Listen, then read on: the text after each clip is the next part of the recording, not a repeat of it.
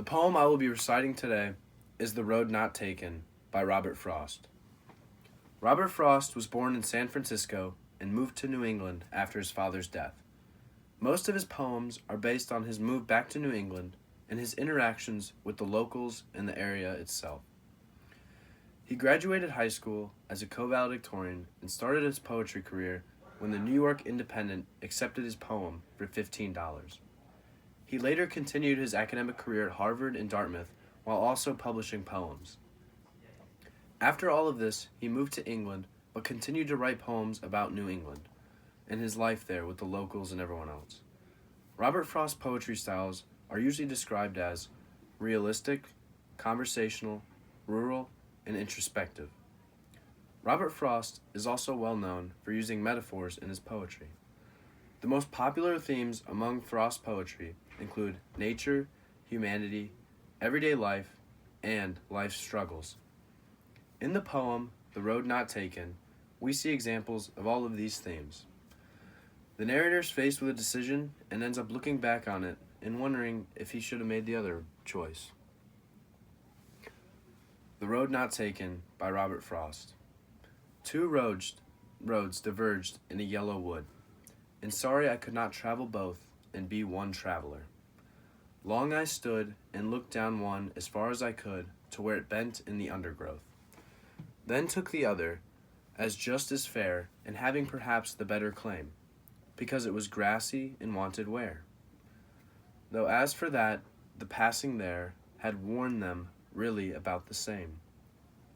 And both that morning equally lay, in leaves no step had trodden black. Oh, I kept the first for another day, yet knowing how way leads on to way, I doubted if I should ever come back. I shall be telling this with a sigh, somewhere ages and ages hence. Two roads diverged in a wood, and I took the one less traveled by, and that has made all the difference.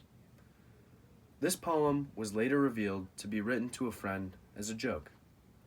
Robert Frost recalled a time when he and his friend were on a walk and they were deciding which path to walk down when they came to a cross. Robert Frost picked one path while his friend picked the other. They ended up walking down the path that his friend chose, and Frost wrote the poem to tease him and say that they should have walked down the way he wanted to go. The first stanza goes as follows. Two roads diverged in a yellow wood, and sorry I could not travel both and be one traveler. Long I stood and looked down one as far as I could to where it bent in the undergrowth. The poem in the first stanza begins with the narrator meeting a fork in the road and faced with the decision of which path to go down. He says, I could not travel both and be one traveler. This is because he will not be able to experience both of the paths. He has to select one. With the woods being described as yellow, it is assumed that it is the fall or some type of in-between season. The narrator peers as far down as he can before it turns and he can't see any longer. This has dual meaning because whenever we are making a decision in life, we study each option before choosing so that we can make the best decision. This is what the narrator is doing here. He's trying to look as far down the path to see if the path that he wants to choose would be the right one. The second stanza goes as follows. Then took the other, as just as fair, and having perhaps the better claim. Because it was grassy and wanted wear, though as for that, the passing there had warned them really about the same.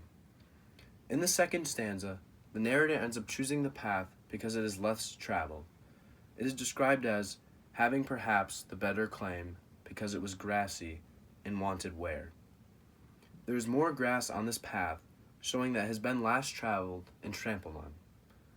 Sometimes taking the path less traveled is much more beneficial to you. I've always believed in making something of my own and not relying on others, and I think this speaks to that. Sometimes you need to differentiate from the path so that you can find yourself. The third stanza goes as follows. And both that morning equally lay, and leaves no step had trodden black. Oh, I kept the first for another day, yet knowing how way leads on to way, I doubted if I should ever come back. Though both the paths are different, the leaves have fallen and making them both appear to be the same, showing that in the end, the decision is made entirely on impulse and without much thought process. Sometimes in life, we have to make these blind decisions and just hope for the best. The rest of the third stanza kinda ends with a longing for the unknown in the path he chose. He originally says he kept the other path for another day, but as he gets deeper and deeper into the path he chose, he doesn't think he should ever turn back. This also goes hand in hand once again with making everyday decisions and long-term decisions as well. Most of the time, we have to stick with the decision we make without turning back and wondering if we should have made another decision. The final stanza reads as follows: I shall be telling this with a sigh, somewhere ages and ages hence. Two roads diverged in a wood, and I took the one less traveled by, and that has made all the difference. The last stanza is him looking back from long ago and seeing the effect that the choice had on him. The language used in this poem throughout seems to be old and almost fairy tale-like. I say this because the story of him making his decision on which path to choose seems to be told from the future, describing past events and the lessons that he learned from that decision. The language in the poem also points towards the idea that Frost is sad looking back because he thinks that the other road would have led somewhere better. When the narrator reminisces on the time that he had to make a decision on which path to walk on, he thinks about what the other path could have been. We do this a lot when we make decisions. I always wonder where I would be if I didn't go to school right now and I went straight to the workforce instead.